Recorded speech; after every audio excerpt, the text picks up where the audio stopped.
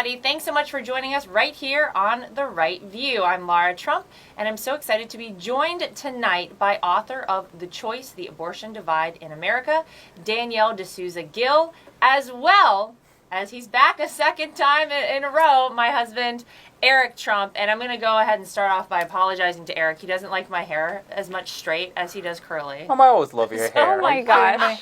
Not I love possible. curly hair. I love straight hair. You love it all. So I just wanted to clear the air before we get started. As long as it's here. you, honey, I love it. That's so true. Well, I want to say thank you to you guys for joining today. There's so much, as always, to talk about. We are now underway with the second unconstitutional impeachment of former President Donald Trump, your dad.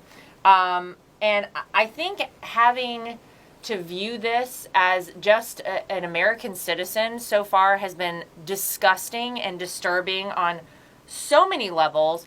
But I want to give both of you an opportunity really to kind of give me your feedback. Very clearly, my takeaway from day one was that the Democrats right out of the gate decided to use a doctored video to try and drum back up the emotions and really damage the country in a really horrible way by exacerbating, what happened on January 6th, which none of us agreed with. We all thought, what a horrible thing to see people breach the Capitol like that. But at the same time, to me, it feels like the message is you don't have freedom of speech in America. And anyone that came on January 6th to listen to your dad, to any of us that took the stage that day, deliver a message to the 75 million Americans who voted for your dad, you shouldn't have been there. It doesn't matter whether or not you did anything wrong that day, just guilt by association, and shame on you for using your First Amendment right to be there and listen to Donald Trump. What has been your takeaway the first couple of days, Eric? Well, listen, I think, in terms of January 6th, I was one of the first person to come out and say, you know what? Every single person who breached the Capitol, go to jail. Yeah. Honestly, throw them in jail. I'm happy to see that. I think that's what... But I think where my frustration lies was I watched this country literally get burned like the rest of us in Portland, Seattle, in Minneapolis. I mean, literally all in Kenosha and so many places, right? This country was being burned down. In Washington, D.C., I remember St. John's Church, right? Beautiful little church in the middle of Washington, D.C., literally gets, firebombed. And where is the FBI there saying, let's get every single one of these people? Why is there... I want every single person who stormed the Capitol, right, who was involved in that, I want them to be right. And that's by the way, that's who we are as Republicans, being kind of the law and order party. I think what frustrates me is why isn't that happening? Where were those press conferences on the opposite side? Where were those press conferences in Seattle and in Portland? And by the way, were any of those people who firebombed churches, were those guys all arrested and were they prosecuted? And what about the people who started all of those? What about all of Antifa? Why is Antifa still running around? Yeah. And so all I ask for in life, I just want to see parity. I want to see parity between two parties and a legal system which people don't believe acts fair. And we see how Republicans are persecuted. We see what cancel culture does. I mean, I live cancel culture every single day. You know that better than anybody. You do as well, and you have a great example from this week. But all I want to see in this country is fairness. You can't have one political party that's totally ostracized, that it represents 75 million people, and have, the other party get away with, I mean, it's really bothersome to me. I just want to see the scales of justice being equal for everyone, and it's not right now. It's just not. How about the fact that over the summer, Danielle, Kamala Harris came out and said, these riots are not going to stop. They're not going to stop burning down police stations, destroying small businesses. Her reference was to the BLM riots all across the country, which you're just talking about, Eric. She was never criticized. She was never, held to the same standard that it seems like they're trying to hold, basically Republicans to, conservatives to. And I feel like this is, we're at a moment where something that your dad said at one point, which was, they aren't after me, they're after you. I'm just in the way. What we see happening, Danielle, I feel like with this impeachment is it's taking the will of the people away because they want to make sure that Donald Trump never has an opportunity to run for office again. They don't want to give the American people the chance to vote him into office for a second term. They just want to be done with him. They want to wipe him off the map. He's exposed all of them. He's exposed the swamp. They know that a second term for Donald Trump would mean certain death to the swamp and the way of life that they have all created for themselves, this nice little cushy way of life for so long. But let me get your take generally on the impeachment. Yeah, my take is that it's just so hypocritical. As you mentioned, you want parity, and they literally have brought in a ton of the National Guard, police. They love walls, and yet they don't want to have a wall to protect the American people. And I think that shows who they really care about. They care about themselves, they care about the political elite, and they don't care about protecting the American people. So I think that when they are finding themselves in danger, they all of a sudden realize, oh my gosh, I wish I was protected. I wish I had my Secret Service agent. I wish I had my wall. And then they look at people who live near the border and say, oh, you just have to welcome illegal immigrants. You have to kind of face them on your own and stuff, catch and release. And I think just with seeing the impeachment that's going on, it just shows that they literally only care about a show trial. They know that it's dead on arrival, as Rand Paul said. He's not going to be convicted, but they want to go forward with it because it sends a message, like you said, to the American people that we're going to go after you. If you're a Trump supporter, we're going to demonize you. We're going to kind of just use humiliation tactics to make this into just a big show trial. Yeah, and there's just no point to it. Where's the unity, by the way? It's amazing that you say that, and it's like a beautiful parallel. I remember the calls with my father, literally, where he wanted to send National Guard into Seattle so badly. And he wanted to send, National Guard into Portland to stop in Minneapolis. He ended up doing it. But he said he was literally begging the governors of those states, please, we will have them there in an hour.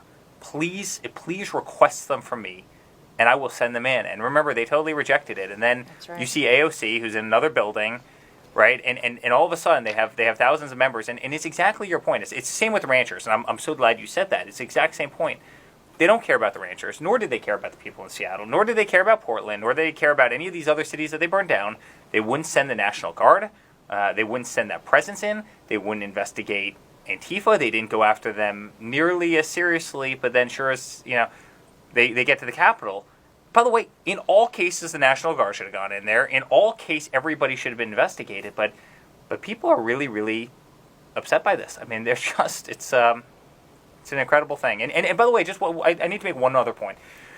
You look at the fact that you have a system right now. They're only trying to impeach my father for one reason, and that's so he can't run again in 2024 because they know he's the most, people will walk to the end of earth for Donald Trump. They love him. He's America's president. He stood for the people. I mean, think about the notion that 100 people can determine the fate of our entire country, and meaning their vindictiveness, they actually want to override the will of the people to prevent him from running again in 2024, to not give the American people a democratic vote for a man that they otherwise love. So they're doing it in a certain way to distract from the fact that Biden's totally incompetent, and he costs this country so many jobs right out of the gate, and he can't get through a sentence, and he's got no presence, and the whole thing's awkward. He gets booed at the Super Bowl. He got booed at the Super Bowl. America's most popular president. He gets 15 million more votes than Obama, but he happens to get booed by the entire Super Bowl. Interesting. Why don't I buy that? But they're literally trying to recreate the will of the American people, this group, and that should tell every American exactly what they need to know about the government in Washington, D.C. right now. But Danielle just said it. The reality is, in order for this impeachment to actually be successful for the Democrats, you need 2/3 majority in the Senate. That is never going to happen. They know it's not going to happen. It is dead on arrival. It means nothing. It is political theater. And it's at a time when the Democrats have been screaming for unity. Joe Biden, the unifying president, what a bunch of garbage that is. I mean, it's like a slap in the face to the American people to try and call for unity when you are doing this to Donald Trump right now, knowing it's meaningless, knowing that it's all for show. There was also a call for unity, by the way, during the Super Bowl. You may have caught it. It was the Jeep ad. Starring none other than Bruce Springsteen. Now, I'm old enough to remember back in, October of this past year, when Bruce Springsteen basically called President Trump a demon and said that we needed an exorcism in our nation's capital, said he would move to Australia if Donald Trump got reelected, has been very clearly a champion for the left and is one of the least unifying figures I could ever imagine. But they have him starring, Eric, in this Super Bowl ad. You and I watched it together, and as we were watching it, I remember I literally said, "Is that Bruce Springsteen? This is the guy that Jeep chose?" It makes me question Jeep's judgment a little bit, I got to tell you. Oh, I've always loved Jeep. I've always loved what it kind of stood for as a brand, and I couldn't believe it. First of all, I always liked Bruce Springsteen's music. I've been to his concerts, etc., etc. I don't know why Bruce Springsteen ever got all that political, because there's so many people like me that liked his music who. They all do, right? Second of all, this commercial depicts a guy in a cowboy hat. He looks like he just got off a horse. He looks like he was a rancher, right, in middle America. Bruce Springsteen's from New Jersey. It didn't quite make sense, but I'm sitting there saying this is, Bruce Springsteen. But then all of a sudden I see this message of unity, and if I go back, and literally I've lived in the tri-state area for a very long time, know of Bruce Springsteen very well. I mean, look how many political controversies he's had, aside from what he said about my father. Yeah, that's right. Do you remember the song 41 Shots? And 21, I thought. 41 shots. 41. And the whole NYPD turned against him, and the police benevolent associations went crazy against him. And, sure enough, he comes out, and every stance he has is anti-Trump. I'm going to move, as you said, to Australia. And then, by the way, today, I'm literally sitting here before the show, and a little text alert pops up that he just got arrested today for a DUI that apparently occurred on November 14th, leaving some stadium. So now he's in jail. But it makes me question, why wouldn't have Jeep? I love a call for unity. There's great calls for unity, right? And I actually thought the beginning of the commercial... It was very nice, actually. The little chapel in the middle of the country is beautiful little chapel. Nice. But why wouldn't they have picked a real American? And when I say real American, I'm not trying to just, say that Bruce Springsteen's not an American. But why wouldn't you have gone out and picked somebody from the heartland? Somebody from Kansas. Somebody who had actually worn a cowboy hat before and had actually, rode a horse. And again, it's... Why would you take a politically flawed person who would clearly express views and have that person be the person who calls for unity versus somebody that doesn't have that? You're not actually calling for unity if you do that. It's like, it's like asking Rachel Maddow to call for unity, or asking, our friend Sean Hayes. Why not just take a person that doesn't sit on a one side of the political aisle? Yeah, no, it's a great question, but I think it's because the goal, Danielle, as far as I have felt it, is to just force everybody into whatever it is that the left wants. They have the White House, they have the majority in the House and Senate now, they feel like they are running the world, and you have to be even woker than the last person, otherwise, forget it, you're going to be canceled. And so it was just constant. I felt like throughout, it was kind of disgusting to watch some of the Super Bowl. The level of wokeness and left propaganda jammed down your throat. Did you watch the Super Bowl? Yeah, I think what stuck out to me is the fact that the media, they just miss Trump so much. They just miss really do. The fact that when he comes on the screen, their ratings go up. And I think that's part of why they want impeachment. It's like anytime they can talk about Trump, all day they talk about him, and that makes their ratings go up. But I think with the Super Bowl ads, it's like they try to make them totally political because they think that that's what people want to see during the Super Bowl, when in reality people just want to watch football and feel like they're all Americans, but they want to politicize everything, of course, only to the left. And I think with that ad with Springsteen, it was just so clear that they had liberals sitting around together saying, you know what, this would be a great idea. Let's just get some footage of kind of this middle American place, and we'll just take him and put him in a cowboy hat, and then everyone watching this, who are real people who live like that, they're just going to think he's one of them, and they're just gonna accept our message. They're just gonna be unity, and they're gonna jump to the left. It's like it's just crazy how they can even think that when planning that ad. Yeah. Danielle, one thing that's crazy to me is, right, the first kind of premise of business is know your audience, right? It's kind of very simple. Know your audience, know who you're catering to. We run 5-star hotels, so we're catering to that kind of traveler, right? Know your audience. Who the hell who does Jeep think is their audience? people who are It's a buying great question. off-road vehicles. They love exploration. They love off-roading. They love But getting. you mean not people in New York City, not people in Washington, D.C., not people in San Francisco and L.A.? Honey, Wait a minute. What an idea. Honey, you could literally drive down the road. You see Jeeps, and you can look at their car and tell that they're Trump people. Just their bumper stickers, what they symbolize. They have the fish on the back. They have a bow and arrow on the back. They have some, gun emblem, or they're shooters, or they have an NRA, or they're military, or they're this. And sure, there's people that own it outside of that, but predominantly the people who drive Jeeps, predominantly the guys that drive pickup trucks, like they probably skew much more to the right than they do to the left. And to me, it was like the greatest marketing mishap. They probably gave it to some Fortune 500 marketing firm who totally screwed it up, who didn't actually understand the Jeep audience, but it's so counterintuitive to me. I mean, the same people who want to literally soup up their cars, who want to put big tires on a SUV, work with their hands, tools, etc., like, they're probably skewing more right than left. And it doesn't... I think they totally missed their audience. That's the long and short of what I'm saying. I think they totally screwed it up. Well, here's what I'll say is a positive takeaway, because we need more positivity, I feel, in general. From the Super Bowl, sports probably is the last bastion of unity that I truly feel like exists right now in America. And it was nice for a few hours to kind of focus on a game and focus on something outside of all the chaos and all the nonsense. And somebody actually put together a list of winners and losers. There was an article. Winners, Tom Brady, Rob Gronkowski, couldn't agree anymore. Patrick Mahomes, he didn't win, but you know what? He showed up. They played a tough game. And like I said, sports and anti-cancel culture, because don't forget that Tom Brady, remember when the photograph surfaced of him with the Make America Great Again hat not too long ago? And everybody freaked out in the media and on the left, and they wanted to cancel Brady. Well, you're not canceling this guy. He might be in his 40s. He might, now what is he, a 7-time Super Bowl MVP, 7-time Super Bowl winner, but traded to a different team with the Buccaneers, which, by the way, apparently Buccaneers is also a problem, in case you didn't know. So it's not woke enough. It's inappropriate because, don't forget, Pirates back in the day were savages, and we should never forget that. So there are calls now to get rid of the Tampa Bay Buccaneers, if you can believe that. But it was nice to see somebody like Brady, who felt like he had a rough go of it, come back, win, still there on top, anti-cancel culture. I love that.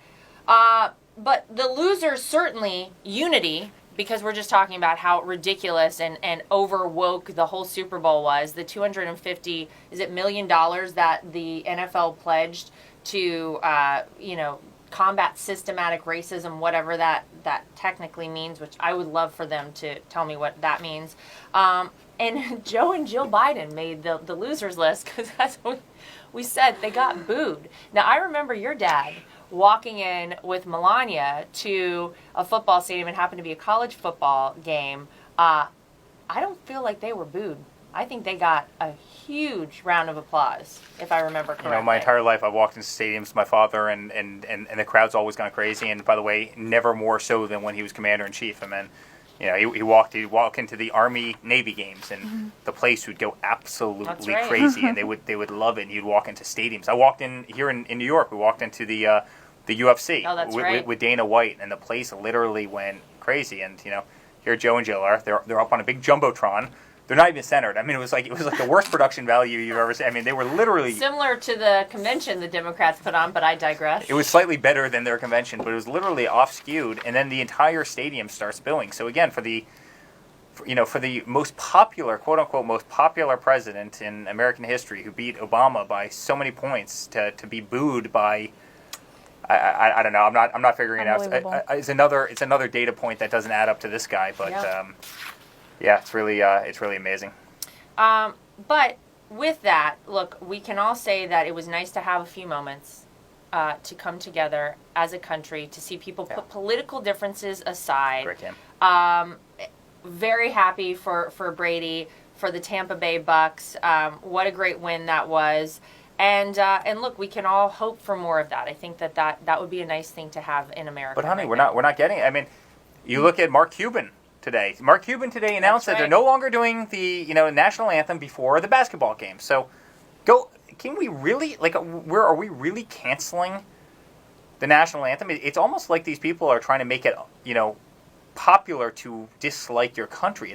But they've been doing that for years. No, of course they have been. But and then do you remember the two football? Who was it? The two football announcers, and they had the incredible Air Force flyover. They had the B-2s and the Lancers, and the bombers were going over the stadium, and they got caught on the live mic moment. Do you remember this? Saying, a Biden administration would never waste jet fuel for, and it happened to be like one of the biggest games of the year. It's one of like the bowl games or something along those lines. Joe Biden would never waste the jet fuel to do something like this. And I don't know why sports is trying to cancel out the love of flag, the love of America, who we are, patriotism. It's not benefiting them because ratings are down across the board for all major sports. And I think that the message that Americans are sending is don't cancel our national anthem.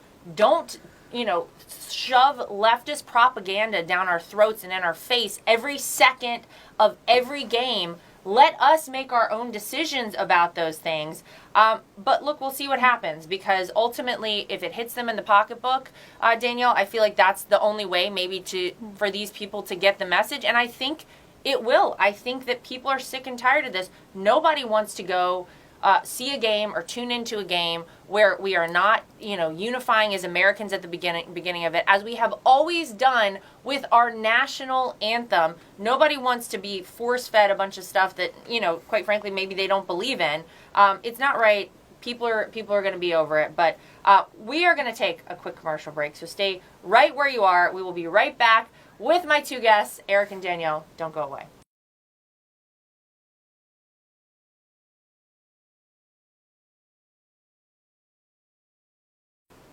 Welcome back to The Right View. Well, NBC News is just reporting, breaking news, that Joe Biden and the Biden administration are on track to meet the goal of 100 million vaccines in 100 days. Guys, might I remind everyone, that was the goal that Donald Trump was already meeting, and don't forget, it wasn't too long ago. I mean, my gosh, this guy's only been in office for a couple of weeks now, that they had to change within the Biden administration their goal to be 150 million vaccines in 100 days because they wanted to beat out the Trump administration.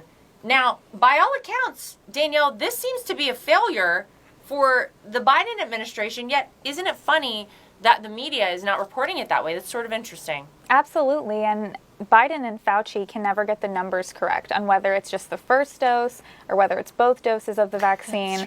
So they like to change it depending on what kind of works for them and what numbers they can meet. Yeah. And we've already seen even just the fact that they can't even get their CDC director on the same page as them. They can't make it so that schools are opening. They're going to be open one day a week. I mean, just the entire operation acting as if that's reopening, as if, oh, wow, we're reopening just like, President Trump wanted to. It's like, well, not really. Going to school one day a week, that really is basically terrible. The same as just, having school from home. So I think the fact that the media is not reporting on how well Biden is doing with coronavirus is just horrible. Don't forget, guys, that while Donald Trump was in office, do you remember on the side of the screens they had the COVID death count? They had it was literally like half the screen on MSNBC, on CNN. Now I've noticed they've kind of taken it down and it's a very small box at the bottom of the screen. Isn't it funny how when Joe Biden is president of the United States, it's not that big of a deal? When's the last time you even heard about the scary music come on, COVID, pandemic, update, all that nonsense? Please. I mean... don't even get me started on this one. Yeah. All right, well, let's start with the fact that every single Democrat said that Trump could never, ever get a vaccine done in 9 months. The quickest a vaccine has ever been turned out in the history of the world, that's right. Especially for a pandemic that we knew nothing about, right? A novel virus. A totally novel virus, something that we'd never seen before, something that started happening in China where there wasn't a whole lot of transparency. Everybody said it couldn't be done. My father got it done in 10 months. He started distributing the vaccine.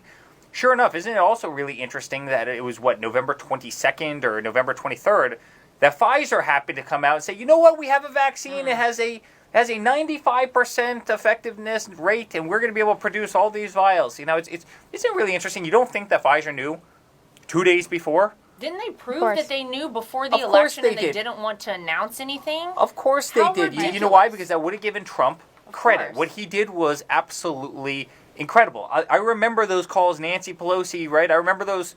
She was down in Chinatown. She was going around to show her great unity, and you had Biden saying, "You know what?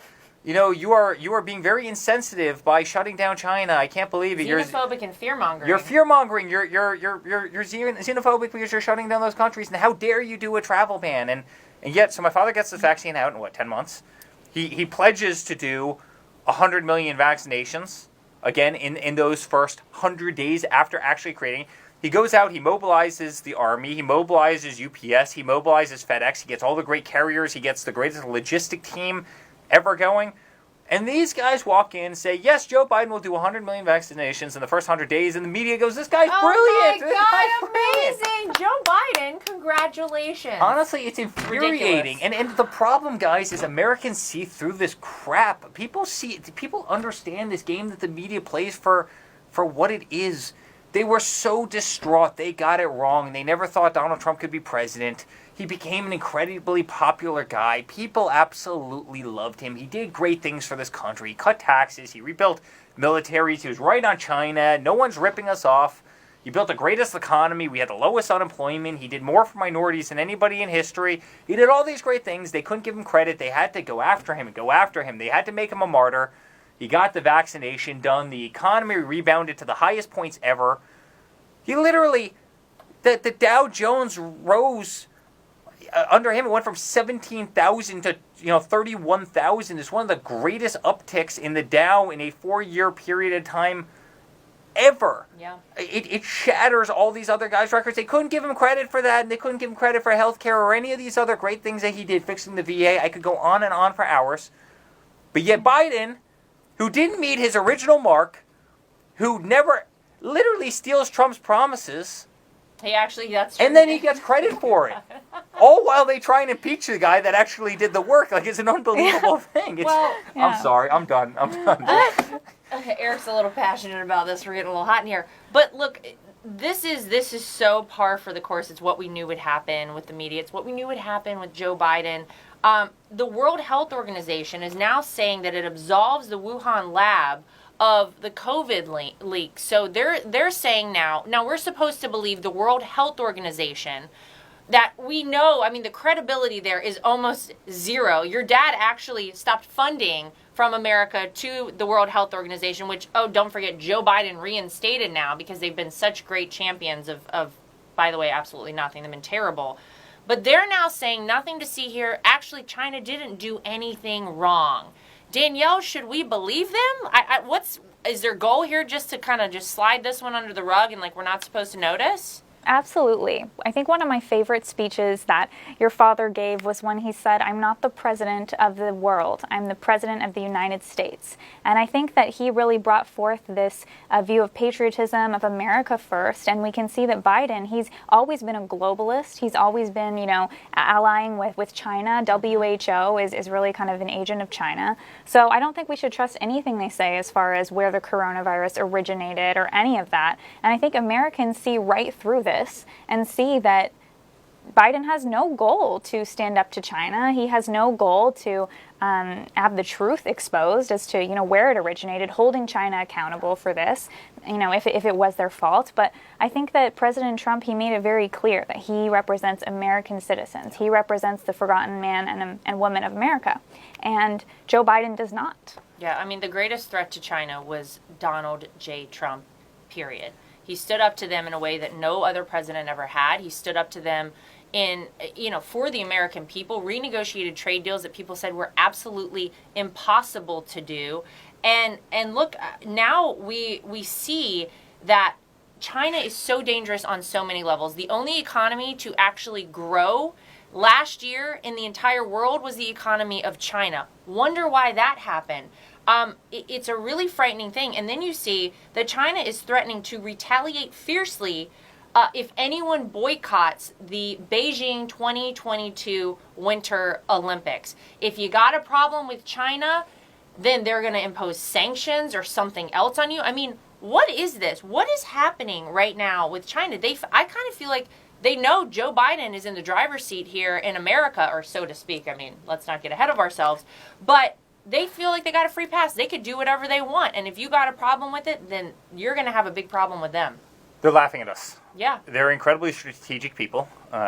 They run a system over there. I don't think it's a good system, but they put a smart guy in there. They have that person focus on one thing. And it's effectively a business plan for their country. And they list out what they want to do. There's no secret what China's business plan is. They want to be the world's language. They want to be the world's currency. They want to be the global superpower. They want to be the strongest military in the world. They want to have the strongest navy. They want to have the biggest fighting force. They want the entire world. I mean, they want control. They want world domination. I mean, it's very simple. And they list out all the things that they care about. When you look at what they buy up, I mean, it's really interesting. Go look up, sectors. Why do they buy up electronics? Why do they want every company in the electronic sector? Well, guess what? It's very hard to communicate without electronics. It's very hard to fight wars these days without electronics, to right? do anything, quite frankly. So by vertically owning these industries, and certain industries, and they're very smart about how they do it, data, et cetera, but guess what? They'll have a larger grasp over the economy of the world. Instead, we're sitting here where they're trying to impeach a man who's not even president anymore, who's down in Florida, literally enjoying his life because he did a great job. You don't actually know who the president of this country is right now. Like, I'm not sure that Biden's actually making these calls, which is actually scary to me. It is. The difference is, when my father was in there, you knew he was making the calls. Yep. With Biden, who is actually making some of these calls? Because some of these policies are so insane that I actually don't even believe that he's approving them. Or maybe They go, here's a paper, you sign paper. Then they have Here. to help him get the pen out And of then his pocket he, because like, he can't really He figure just that does out what they sometimes. say. But so And while that's we're it. playing these games, while we're playing these sham impeachments, while we're playing doctored videos, while we're taking all the time in the house, well, China's building greater industries. They're buying more American companies. They're becoming more vertically integrated, right? I mean, they're literally bullying smaller countries that need their manufacturing base, China's manufacturing base. You send your athletes over here otherwise. I mean, That's right. Could you imagine if Americans ever did that? And they're getting a pass for it. And by the way, and you mentioned the World Health Organization. I mean, all the while, just remember one thing. All the while, you and all of us are subsidizing, the Paris Climate Accord. You know who's paying for it? America's paying for it. And the World Health Organization, you know who's paying the disproportionate share? America's paying it. So the same people who are bullying countries to come and want to become the global superpower and doing all these things, they're paying literally pennies on the dollar to what Americans are paying, and they're getting away with it because we've got stupid leaders in office. And guys, we better get smart as a country. I mean, we better get really, really smart as a country. These guys aren't playing. These guys aren't playing JV. T-ball. They're playing for the World Series. Yeah. And our politicians, I mean, it's infuriating to me. It is. And look, you're right. I think what's happening right now in Washington, D.C., this impeachment hoax situation, it is such a distraction. And not only are they laughing at us, but you see that Joe Biden's, one of his first things he did when he got into office was to stop construction of the border wall, was to weaken our southern border. Something that no matter what they try to say, the border crossings, the illegal border crossings under President Donald Trump were astronomically low because people knew, don't even bother, don't even try to make that dangerous trek, from Mexico up through our southern border illegally into America because you're not going to get in. Donald Trump is not going to deal with that. Now people see that we have a weak southern border. They can just flow into our country. We know that there are caravans that were just waiting for Joe Biden to be inaugurated so that they could head north. I mean, it's a really scary thing, I think, the safety and security of America now under Joe Biden. Yeah, we look crazy because what are our politicians focused on? Impeaching a guy that isn't even in office? He's not even president anymore, and they're focused on that when they know, as we explained in the first segment, that there is no hope that it will actually go through. No 2/3 majority is going to vote to impeach him in the Senate. But I think it's really frightening, the way that things have played out in the first couple of weeks. And you talk about the Paris Climate Accord. Now, Biden is rejoining the anti-Semitic UN Human Rights Council and getting bullied by Iran. Now, if you thought China was scary. Think about Iran. Think about how afraid they were of Donald Trump as president. Do you think they're scared of Joe Biden? Do you think that they think that Joe Biden is actually going to make any moves if they step out of line like Donald Trump did? I don't think so, Danielle. I think that they know they got a soft guy in office who, as we explained, probably isn't totally sure what's going on. That's also a frightening prospect. You know what's going to happen with Iran. I mean, Trump talked about the fact that Obama's deal with Iran was completely ineffective. This whole idea that, oh, Iran's going to get money, and if they're more economically successful, they're just not going to keep on building nuclear weapons. It's like, first of all, we have no way to really check that they're actually doing that or not. Right. So they're like, oh, yeah, no, we're not really working on that. It's like, you probably are working on that. So that whole strategy of Biden now, I think, who's picking up something similar of saying, oh yeah, we're going to reward them, economically, and then we're not going to be as close to them having a nuclear weapon. It's like that strategy is obviously not going to work. And I think Trump was a lot more realistic in realizing that, our enemies, they're not our friends, and they're not people that we can just negotiate with on things like that. And he brought peace to the Middle East, and he worked well on all these fronts. Right. So it's not that he wasn't willing to work with other people. He was, but in a much more effective way. Not in a way that says, oh, America's weak, but in a way that says, no, we're strong, and this is how we're going to bring peace to the region. Well, and when you have Iran saying that it won't honor the nuclear commitments until sanctions are lifted by the United States against them, I mean, I feel like Joe Biden is going to cave, like a pile of feathers in the face of this. Whereas with Donald Trump, you had a businessman. You had a guy, Eric, as you know, who had negotiated with the toughest people his whole life, knew how to read people, knew when to push the envelope and when to pull back. Joe Biden has never held a real job in his entire life. And so the problem that I see here is that where they knew that Donald Trump was serious, when there was a line drawn in the sand, if you crossed it, we're coming after you as America, that is gone. Yeah. That is erased. It is totally gone. And now we are, as Danielle says, a weaker country. And what does that mean over the next 4 years? Well, listen, it's scary. I mean, I think business people, the way I think, certainly the way my father thinks, is it's very simple. You lay out what your competitive advantages are and whatever you do. In real estate, it might be location. It might be, the quality of your product. It might be brand. It might be service, right? Those are your competitive advantages. Maybe just being a better company and having better people and executing better than others. If you look at America, that's kind of what my father wanted to do, right? He wanted to exploit our competitive advantages. We have the greatest oil reserves in the world, right? And guess what? Make us energy independence, allow drilling, right? China, their energy reserves stink. Frankly, they don't have any. They have to go all, right? So that is such a competitive advantage that we have. He wanted to fill up the strategic petroleum reserves. He wanted great pipelines to transport oil and gas. And then as part of that, he built the pipelines here, and he did all the other things. He realized a great competitive advantage was our military industry. He wanted to have the greatest military in the world, because if you have a great military, no one can ever mess with you, no one can ever touch you. If you have the greatest economy, no one can ever mess with you. That's why he cut taxes and he cut regulation. He was trying to lure trillions of dollars and have it repatriated back in the U.S. and have industries come to the U.S. and actually manufacture here. He wanted to exploit all those industries. If you actually look at what Biden's doing, he's doing the exact opposite of that, right? He's paying more for everything. He's entering into things that have absolutely no benefit to America. He's crippling our industries via every kind of green initiative. He's stopping all the pipelines and all drilling. So, I mean, you already see gas. I mean, gas under my father was the cheapest gas has ever been. Yeah, it's already gone up. And it's already flying through the roof. You're going to be back to $5 gas. Mark my word, you're going to be back to $5 gas quickly. He's actually destroying every competitive advantage. And he talks about more taxes on corporations, which will send more people overseas.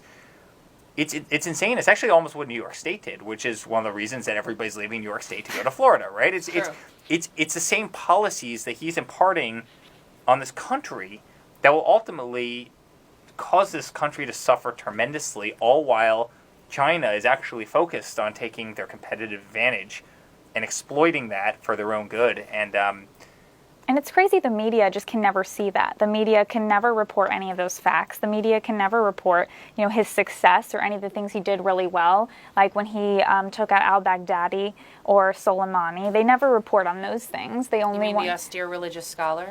Yes.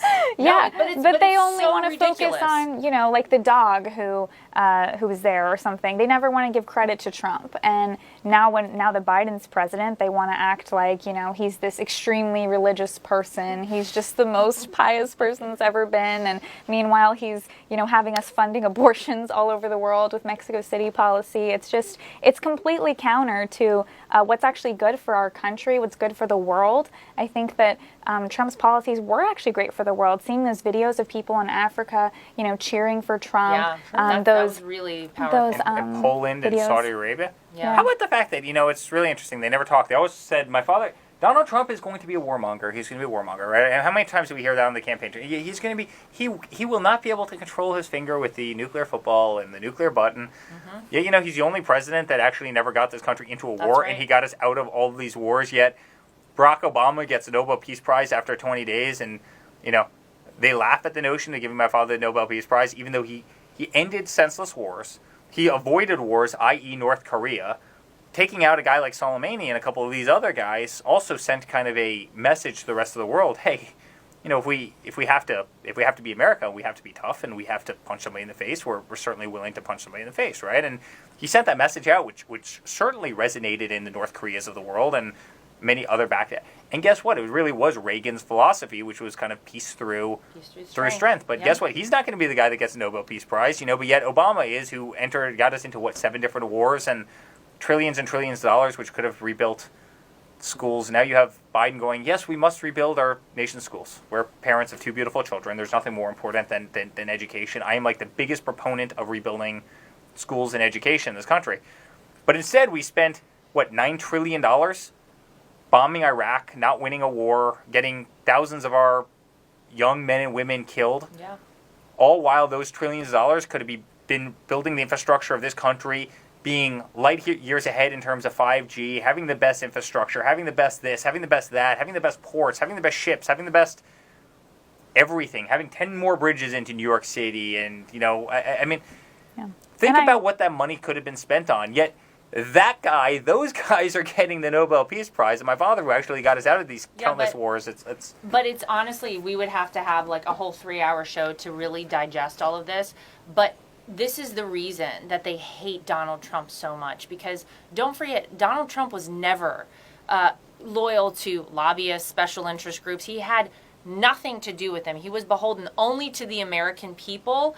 And the problem is that there's a lot of money to be made by a lot of big industry whenever you have wars. These people survive off of the constant wars. And what nobody talks about in Washington, D.C., and they don't want to talk about, is that their livelihoods have been staked on being in constant wars and really selling a false bill of goods to the American people, lying to the American people, making sure that they get a lot of money. You ever seen Nancy Pelosi's house, her fancy refrigerator and freezer, Maxine Waters? These are people that don't make enough money to have those big houses, yet they've been politicians their entire lives. So you tell me, where are they getting their money? But it's so much deeper when it comes to Donald Trump. The reason that they want to impeach him so desperately and damage him so desperately is, I really think they know if Donald Trump gets one more term in office, it is game over for these people. It is a reset like we've never seen in America before. I think it would be the greatest thing for the future of this country.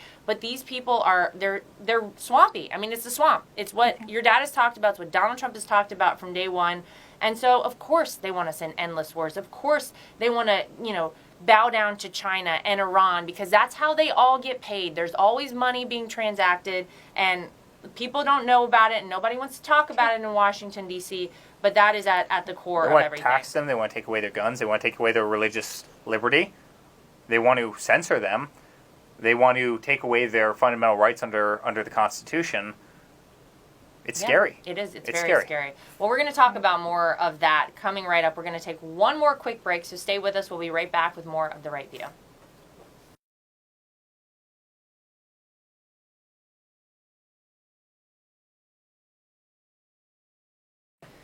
All right, welcome back to The Right View. So, guys, I want to jump in and talk about some bills that have been proposed by Democrats you probably haven't heard of.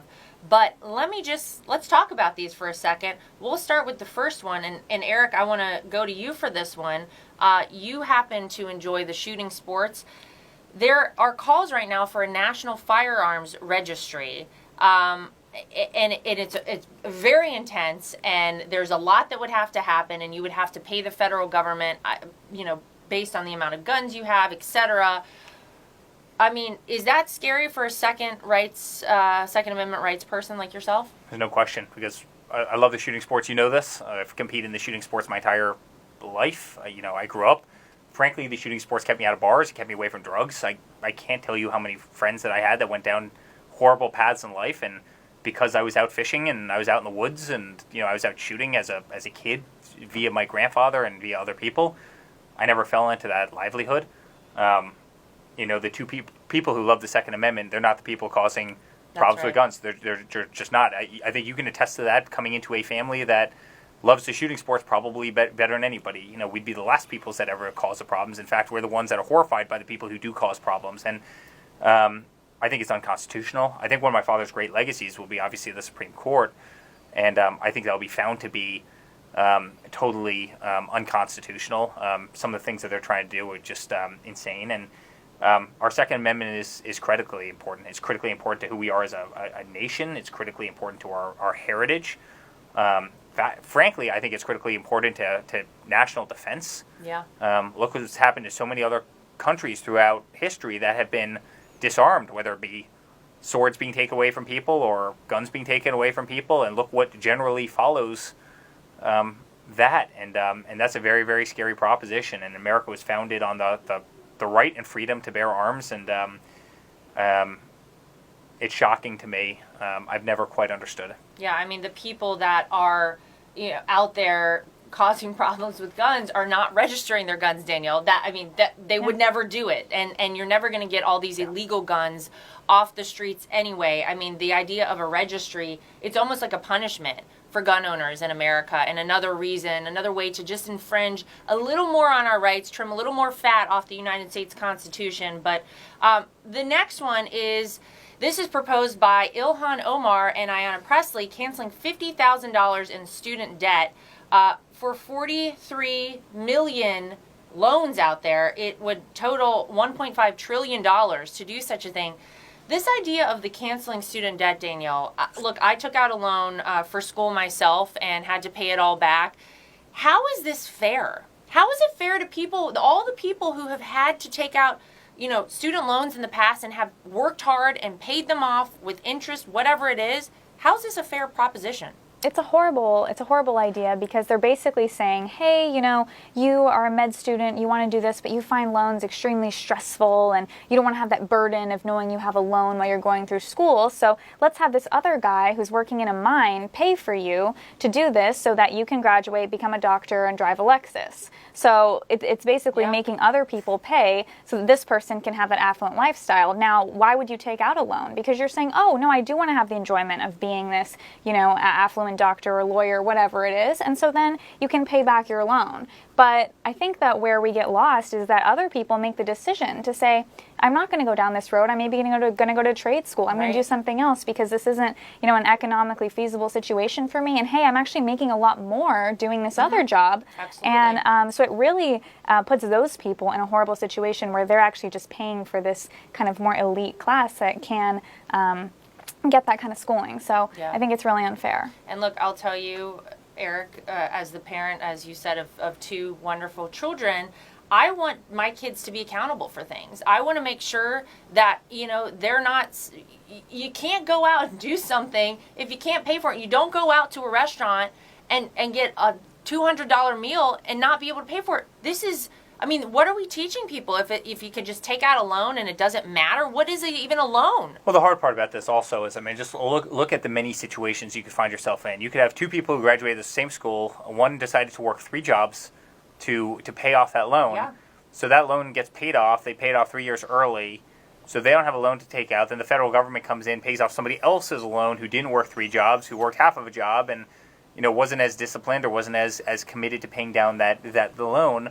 Or you could have a parent who might not have the means but contributed everything that they had to help chip down that loan, but then somebody else, again, had their loan just subsidized by the government and had it taken out. It's not fair. The problem is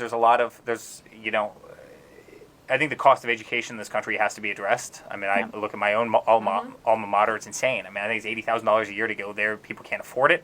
There's no relation to the wages people actually make coming out of those schools Right. in relation to the cost of education. The cost of education goes up by 12% a year. It's like a staggering 11, 12% a year is a staggering figure.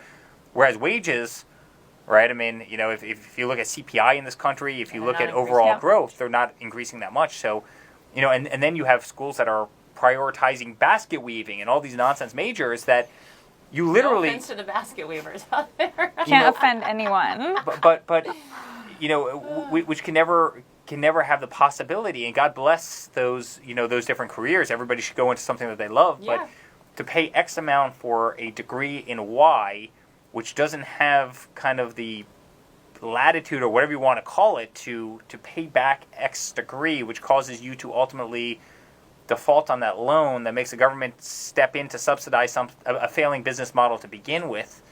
That's got to be addressed. Like, I wish that's where their priority would be.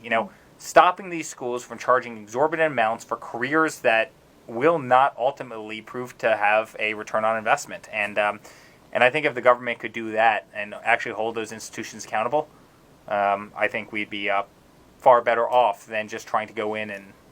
Yeah. Yeah, and I think that this actually, what they're proposing would make that even worse. Because anytime someone says, oh yeah, you can order whatever you want from this massive buffet, someone else is going to get the check, the government, then they're just going to increase the prices. All the colleges will be like, That's oh, right. we'll just charge double because Uncle Sam's paying, right? They have an unlimited bank account, the colleges will see it. But if they're like, oh, supply and demand, someone says, I'm not willing to pay for this isn't worth it to me, then hopefully the prices go down. Well, then you even look at the abuse within these colleges, right? I mean, and it's been well written about, but, if you're a tenured professor, and tenure used to be 20 years and 10 years and this and that, right? I mean, and now tenure is like, you work at a college for 3 years or, 2 years and all of a sudden you're a tenured professor, but all of a sudden it's, not only do you get great 401k matches and you get full benefits, but your dogs are getting groomed and haircuts are taken care of. And Maybe I should have gone into that field. I mean, honestly, some of these you should read about it. Some of these colleges, literally the extra perks that they give their faculties, even at state schools that literally taxpayers are paying for. I mean, it's listen, God bless great perks, but like when it means that some kid's education doubles in cost, Yeah, it's not fair. Yeah. it's wholly unfair.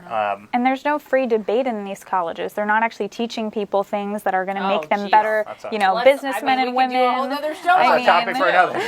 Like they leave college thinking everything revolves around me. Basket weaving is very much, something that you should praise. And hey, look, let's add, race, gender, everything else to the basket, That's and it. then everyone should praise Do my everything basket. That makes It's like you feel better. Should all be about emotions. All right, two more real quick. I want to get to of these proposed bills: perpetual climate emergency. So making the climate change situation a perpetual emergency. And it would make it a threat to homeland security if this bill passes. So, I mean, think about the institutions that would be involved if something like that happened. So outrageous and so crazy. Now, Cory Booker has one. He's proposing that there be federal government oversight in college sports. And from what I can gather, reading the proposed bill, it's because he's saying that black athletes are exploited because they are overrepresented in college sports. I'm a little at a loss for this one, but I can tell you something. Having the federal government involved in less is always a better thing. I don't want them involved in college sports on any level. I think it's totally crazy. But we'll see what happens with all of these. Now, before we go, I want to get to this op-ed. There was an op-ed written, in case you hadn't heard, in the LA Times, where this woman was very upset because she says that her Trump-loving neighbors, she knows her neighbors voted for Donald Trump, shoveled the snow out of her driveway. Apparently she lives in Virginia. We've had snow after snowstorm in the Northeast. And she was so outraged by the fact that someone who voted for Donald Trump did something nice for her. Eric, she couldn't even reconcile it. I mean, gosh, you and I could talk about this sort of thing for hours. But where are we as a country if you can't just say thank you to your neighbor for doing some sort of an act of kindness because you disagree with them politically? It's so crazy. I had a good friend who was on an airliner with Nancy Pelosi, and he's a big Second Amendment, competitive shooter, great, unbelievable guy. And, he saw her with her bag and took the bag, put it up in the overhead, and honestly, that's what any decent male should do. It's what any decent American should do. If you have two neighbors and they're not capable of shoveling their driveway, maybe they're a little bit older, maybe they're a little bit less in shape, maybe whatever. You just want it to be nice. Or maybe you want to do it as an act of kindness. That's what Americans should do, and regardless of governmental ideology, regardless of political affiliation, that's who we are as a country. That's what we're known for as a nation. We're the greatest nation on earth. We're the most philanthropic nation on earth, and people should be able to help each other out. And they shouldn't be ostracized for doing that just because they might have checked a different box and have a different viewpoint of something in a polling location. And people have to grow up. People really, really have to grow up when it comes to that stuff. Yeah, I mean, Danielle, I hope that we get to a point where the pendulum swings back this way, because this sort of behavior, not only is it so childish, but what kind of an example is this setting for the next generation of Americans? To have this woman, by the way, publish an op-ed. I can't even believe she thought this. Like, I would have been embarrassed for her had it been overheard in a restaurant when she was talking to her friends. But to publish an op-ed and say these sort of things, I mean, I really hope for our next generation of Americans, for our children, for future generations. My gosh, what a bad example this is setting.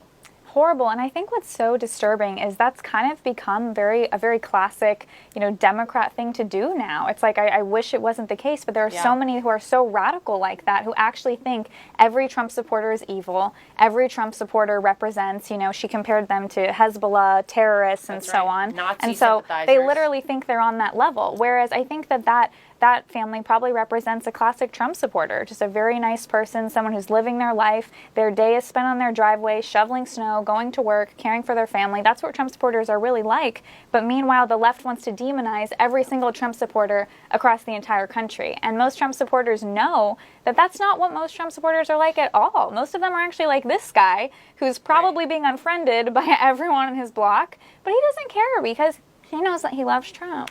Yeah. And it's a beautiful thing that the Republicans shoveled the Democrats' driveway. Yeah. I've never had my driveway shoveled personally. Have we ever had our driveway shoveled by by our liberal neighbors? By No, our- but I'm waiting for it. Yeah, so Please, we would any, love to have any it. liberal neighbor we have, please come shovel our driveway. I'd be immensely grateful. But look, I have a feeling we're going to be waiting for a long time. So. We probably will, and we're one of the few that even is left in New York. So maybe we should take a note from everyone else and get the heck out of this state. But I want to say thank you to my guests. Thank you, Danielle. Thank you, Eric, for joining us back. Not that I gave you any choice. You have to live with me, so that was sort of a forced situation. But as always, I want to say thank you to our audience. Thank you for joining us. We will always be back here every week, keeping you informed, making sure you know what's happening, because there's not a lot of folks out there you can trust anymore. So thanks for joining us. We'll see you right back here next week.